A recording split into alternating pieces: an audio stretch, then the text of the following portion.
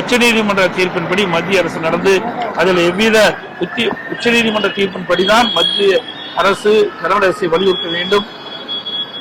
அதையும் எக்காரணத்தை கொண்டும் மேகதாதுவிலே அணை கட்ட மத்திய அரசு துணை நிற்கக்கூடாது என்பதை வலியுறுத்தியும், முல்லை பெரியார் அணை நீர்மட்டம் ஏற்கனவே உச்சநீதிமன்ற தீர்ப்பின்படி 136 142 அடி உயர்த்தப்பட்டுள்ளது.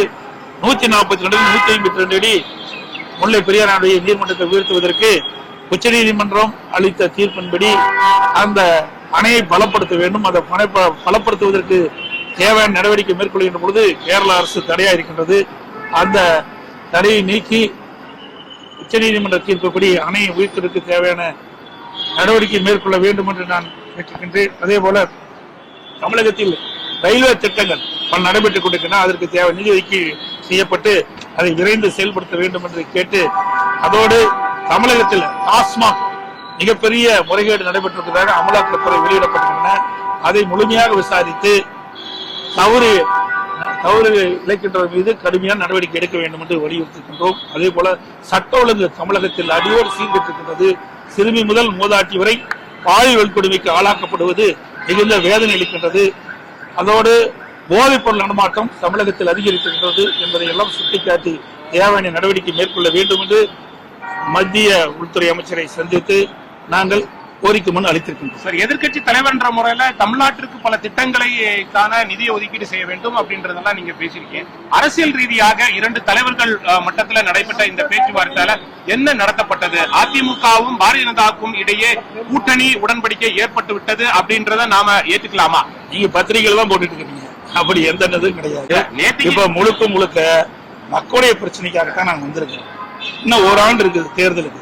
அதெல்லாம் கூட்டணி அமைக்கிறாங்க, இப்பதான் பேச்சுவார்த்தை நடக்கிறாங்க, ஒரு 15 நிமிஷம் தனியா பேசுறாங்க அப்படின்னு செய்தியெல்லாம் உங்களுடைய பத்திரிகையில ஊடகத்தில் விறுவிறுப்பான செய்தி வெளியிடத்துக்காக ஒழிய அது மாதிரிலாம் கிடையாது. முழுக்க மக்களுடைய பிரச்சனையை பேசுவதற்கு தான் எங்களுடைய நாடாளுமன்ற நான் எங்களுடைய மூத்த தலைவரோடு சந்தித்து உள்துறை அமைச்சருடைய கவனத்தில் கொண்டு சென்றிருக்கிறோம். 40 நிமிடங்கள் நீங்க நேற்றைக்கு உள்துறை அமைச்சரை வந்து சந்திச்சிருக்கிறீங்க. பல்வேறு திட்டங்களை பத்தி அரசியல் ரீதியாகவும் கண்டிப்பாக பேசியிருப்பீர்கள். பல மாதங்களுக்கு பிறகு நேற்றைய தினம் நீங்க அமித்ஷா ஜியை வந்து சந்திச்சிருக்கீங்க. கண்டிப்பாக அரசியல் ரீதியாக பேசியிருப்பீர்கள் என்று நாங்கள் எதிர்பார்க்கிறோம்.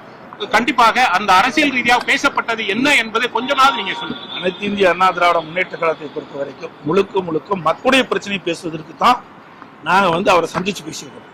அது மட்டும் இல்ல, ஏற்கனவே அனைத்து இந்திய அண்ணா திராவிட முன்னேற்ற நாடாளுமன்ற கட்சி அலுவலகத்தில் வீடியோ கான்ஃபரன்ஸ் திறந்து வச்சோம். அதை நேரடியா பார்வையிட்டு அதுக்கு பிறகு நேரம் எங்களுக்கு கேட்டிருந்தா வாய்ப்பு இருந்தா பார்க்கலாம் வாய்ப்பு கொடுத்தாங்க. மக்களுடைய பேசுறதுக்கு வாய்ப்பு கொடுத்தாங்க. இதையெல்லாம் விளக்கமா எடுத்து பேசணும். கிட்டத்தட்ட 40 நிமிஷம் சொன்னீங்க, 40 நிமிஷம் 45 நிமிஷம் ஒவ்வொரு திட்டத்தையும் எடுத்து சொன்னோம். நீங்க நலந்தாய் காவிரி திட்டம் என்னென்ன இருக்குது விளக்கணும். அதுபோல கோதாவரி காவிரி இணைப்பு திட்டம் என்னென்னலாம் இப்பொழுது நடவடிக்கை மத்திய அரசு எடுத்து வருகிறது என்பதையெல்லாம் சுட்டிக்காட்டணும். அதே போல இன்றைக்கு தமிழகத்துல இன்றைக்கு டாஸ்மாக் நடந்த மிகப்பெரிய ஊழல் இன்றைக்கு அமலாக்கத்துறை நடவடிக்கை எடுத்திருக்குது. அதை பற்றி விளக்கமா எடுத்து சொன்னோம். அதே போதைப் பொருள் விற்பனை தமிழ்நாட்டில் அதிகமா இருக்குது. அதையெல்லாம் விவரமா கேட்டார், என்ன நடக்குது ஏது நடக்குது அதையெல்லாம் நாங்கள் விவரமா சொன்னோம். அவரெல்லாம் கவனமா எடுத்துக்கொண்டார்கள். தமிழ்நாட்டுக்கு தேவையான உதவியை செய்வோம் என்று சொல்லிக்கின்றார்கள். அதே போல இந்த மிக மோசமான சூழலில் தமிழ்நாடு சென்று கொண்டிருக்கின்றது. அதனால மத்திய அரசு தலையிட்டு இதுக்கு முற்றுப்புள்ளி வைக்க வேண்டும் என்று நாங்கள் கேட்டுக்கொண்டிருக்கோம். நேற்றைக்கு சந்திச்ச போது ஏங்க இல்ல இருக்குது. இப்ப எலெக்ஷன் நடக்குது, எலெக்ஷன் அறிவிச்சிருக்கிறாங்க. அது வேண்டாங்க. போன தடவை 2 எலெக்ஷன் நடந்தது. 2019 நடந்தது. எப்ப கூட்டணி அமைச்சோம்? 2021 நடந்தது. முதல்ல நீங்க சிந்திச்சு பாருங்க. எல்லாமே தேர்தலுக்கு நெருங்கும் போதுதான் கூட்டணி அமைப்பாங்க. கூட்டணி என்பது வேற, கொள்கை என்பது வேற. எங்களுடைய கொள்கை எப்பொழுதும் நிலையானது. கூட்டணி என்பது சந்தர்ப்ப சூழ்நிலைக்கு தகுந்த மாதிரி மாறும்.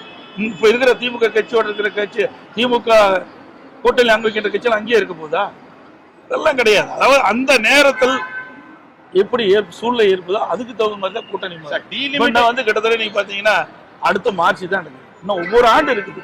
ஒவ்வொரு ஆண்டுக்கு முன்பாகவே உங்களுக்கு விறுவிறுப்பான செய்தி வேணும், பத்திரிகை செய்தி வேணும் என்பதற்காக ஓட்டு கொடுத்து எங்க இடத்துல வாங்காதீங்க. எங்களுடைய நிலைப்பாடு இதுதான். தமிழ்நாட்டு மக்களுடைய பிரச்சனையை ஆளுங்கட்சியா இருந்தாலும் சரி, எதிர்கட்சியா இருந்தாலும் சரி, மக்களுடைய பிரச்சனையை முன்வைத்து மக்களுக்கு தேவையான பிரச்சனை தீர்ப்பு வைப்பதிலே முனைப்பாக இருக்கின்ற கட்சி அதிமுக கட்சி என்பதை தெரிவித்து அனைத்து ஊடகங்களுக்கும் பத்திரிகைகளுக்கும் நன்றி. பாஜக அதிமுக